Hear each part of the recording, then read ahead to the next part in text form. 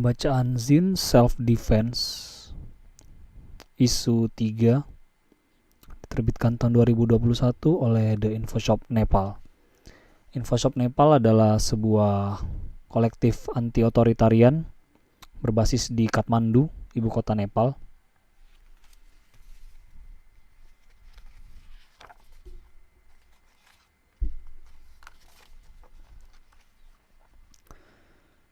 Prashanta.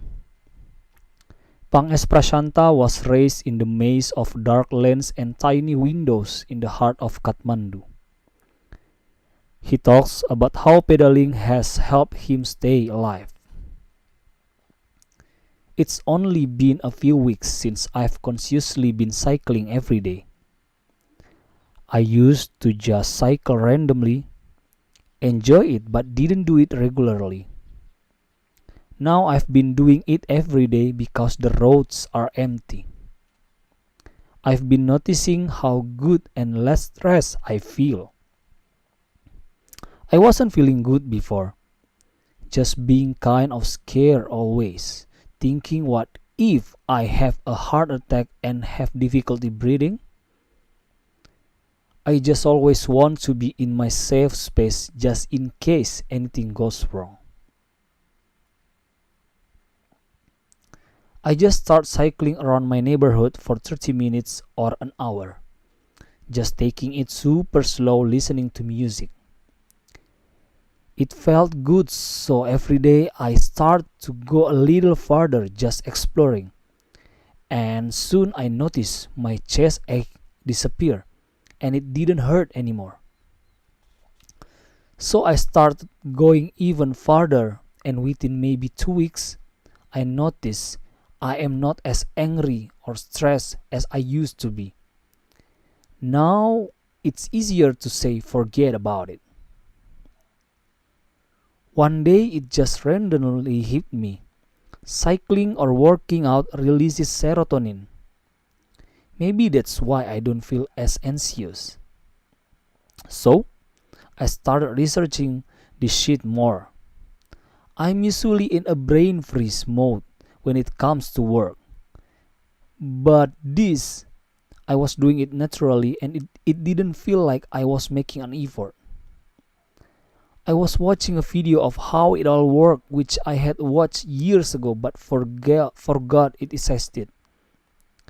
It explained how chronic stress day in and day out triggers fears in our brain. It made me realize just why the hell I've been so scared all the time for almost 5 years now. The solution it gave me was meditation and exercise.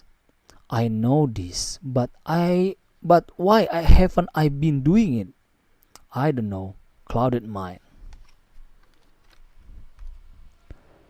I was prescribed fluoxetine or Prozac back in 2017. The doc said I had chronic anxiety because I was having panic attacks all the time.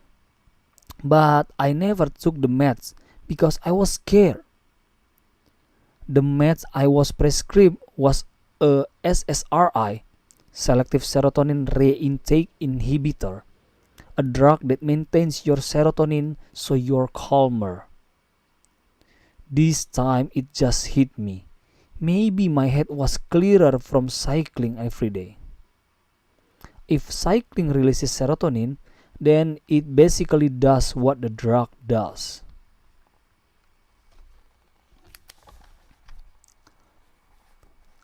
I've been getting my dose of chemical from cycling every day. And that explains why I'm less stressed and more grounded and calmer.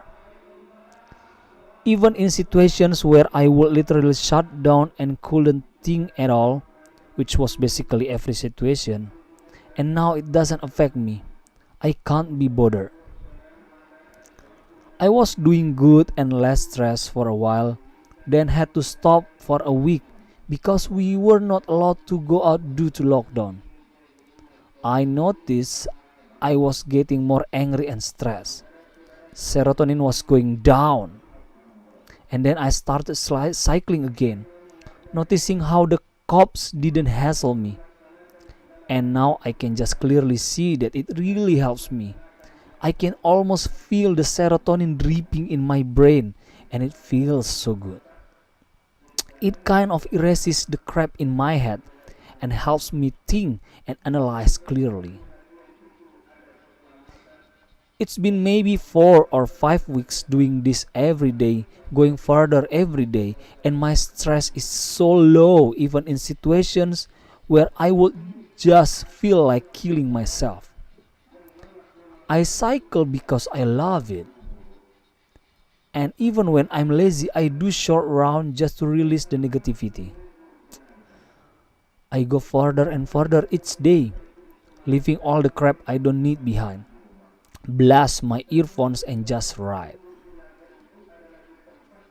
Apparently, it only gets easier and you want more and more.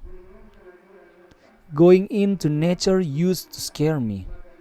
Now, when I'm away from the city, I don't even listen to anything. I just ride listening to nature. I'm more present and don't need to be distracted.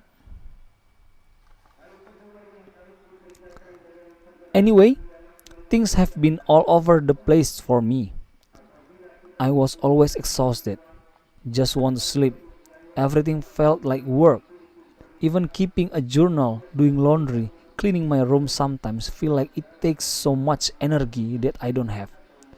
Forget about writing something like this. Now when I'm cycling, I'm singing my heart out, going as fast as I can.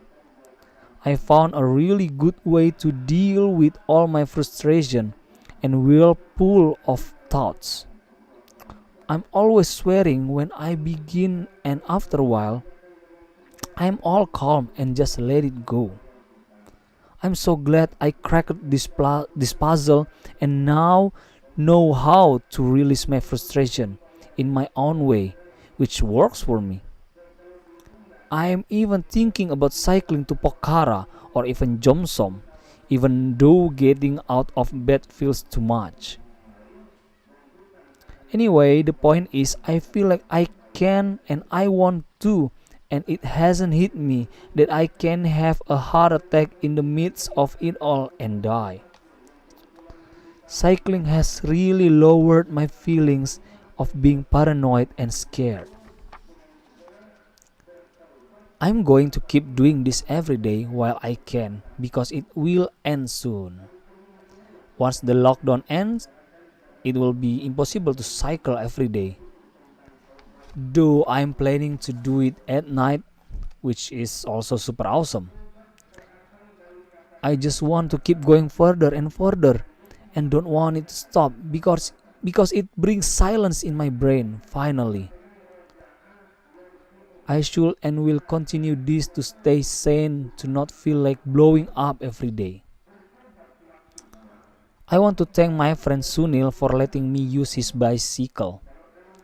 I don't even have one of my own. Maybe that's one of the reasons I didn't or couldn't do it before. And thank you guys for suggesting I should write this.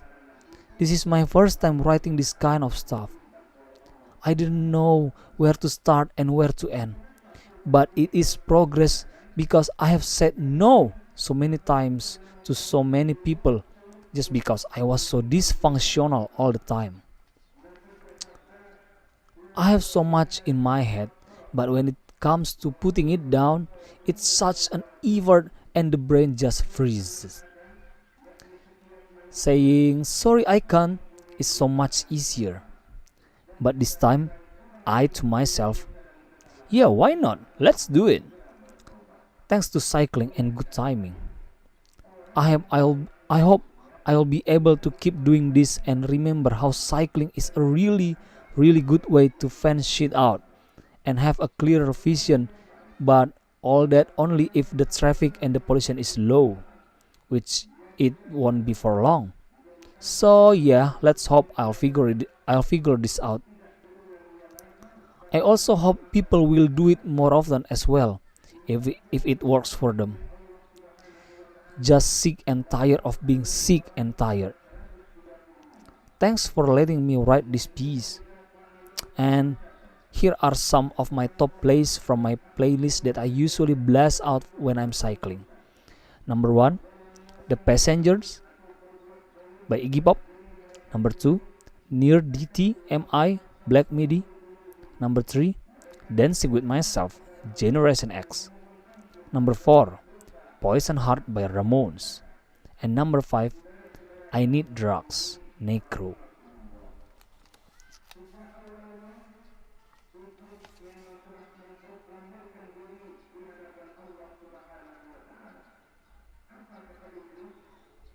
Akan membaca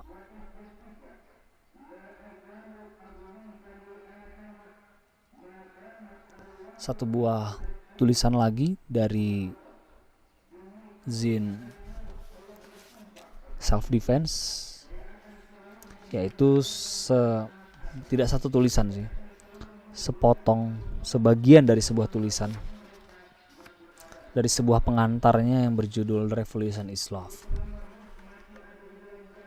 The Revolution is Love. This issue contains experiences and thoughts of people I love, dear friends, as well as people I've known since I was born. Their lives as Asian or Middle Eastern people of color who resist. We don't often get represented by worldwide underground publications. Neither are we usually the ones publishing. Many of us may not even be visible on social media, aren't in exhibitions, workshops, demos, gigs, or in physical spaces where you are. We may be putting food on the table, having to forge partnerships with mainstream entities in order just to survive and pay bills, struggling not to get co-opted but needing to get paid. Some of us are switching jobs every few months and reinventing ourselves, taking courses in midlife to add another certificate to get work, trying to keep up with global standards of education as opposed to indigenous, fighting with the mainstream, in Nepal's case, Brahmin mindset, sexism, rules of employment, appearance, sensibility, and humiliation each day just to be able to stay afloat, make a life, and raise kids in a hostile system. The common factor in this page are that some of us experience resistance differently. Our skin and our surroundings don't always correlate with the people who, for example, usually dominate anarchist or punk history. We do not follow word for word how things have been done in the West, because even if we appreciate it, we aren't from there. For people in Nepal, for example, there are no rights nor justice when the shit hits the fan. You will just disappear at the hands of the government. Most of us can't be as charitable and dish out funds like others can, or barely manage our lives here. But we resist by forming beautiful friendships, creating safe groups or spaces, and making a zine or two to appreciate the wisdom of those who we love. Then there are sisters and brothers who left Asia, resisting in the other lands. We write our own history, as we do in the following pages. It seems nowadays if you aren't busy posting stuff online all the time, looking like you are doing something, apparently nobody believes you are doing anything at all. The truth, however, is that we are here amongst you, even if you can't see us. As somebody said with that kick-ass song written before I was born, the revolution will not be televised. By S. Rai.